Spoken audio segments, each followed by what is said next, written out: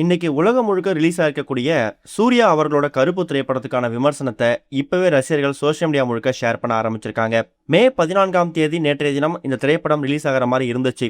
ஆனா ஒரு சில காரணங்களால ப்ரொடியூசர் தரப்புல பிரச்சனை ஏற்பட்டதால இந்த படம் ரிலீஸ் ஆகிறதுல சிக்கல் ஏற்பட்டுச்சு.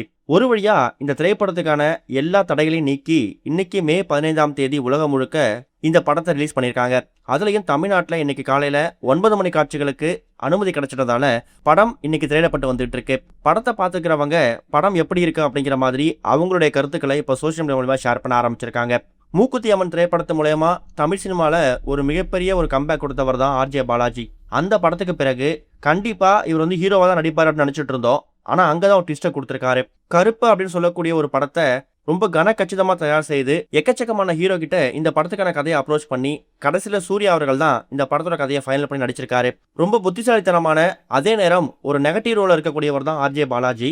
அவரு ஒரு முக்கியமான வழக்கை கையில் எடுக்கிறதுக்கு மறுக்கிறாரு. அதுக்கு காரணம் அவருடைய அந்த நெகட்டிவ் ஷேட். ஆனா அவர் எந்த ஒரு வழக்கை கைவிட்டாரோ அந்த ஒரு வழக்கை கருப்பு சாமியே கோட் போட்டு வந்து வாதாடி நீதி நிலையாட்டுற மாதிரி தான் இந்த படம் அமைஞ்சிருக்குதாம். சொல்ல போனா இந்த திரைப்படத்துக்கு இப்போ வரைக்கும் பாசிட்டிவான விமர்சனம் வர ஆரம்பிச்சிருக்கு.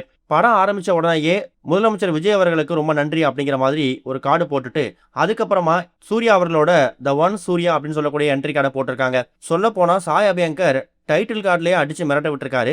இந்த திரைப்படத்தோட கதைக்களம், ஆர்ஜே பாலாஜி ஆக்டிங், சூர்யாவோட டெடிகேஷன், இதை தாண்டி சாய் அபியங்கரோட பேக்ரவுண்ட் மியூசிக் தான் ஒரு மிகப்பெரிய பில்லரா இருக்கு அப்படிங்கிறது இப்போதைக்கு தகவலா கிடைச்சிருக்குது.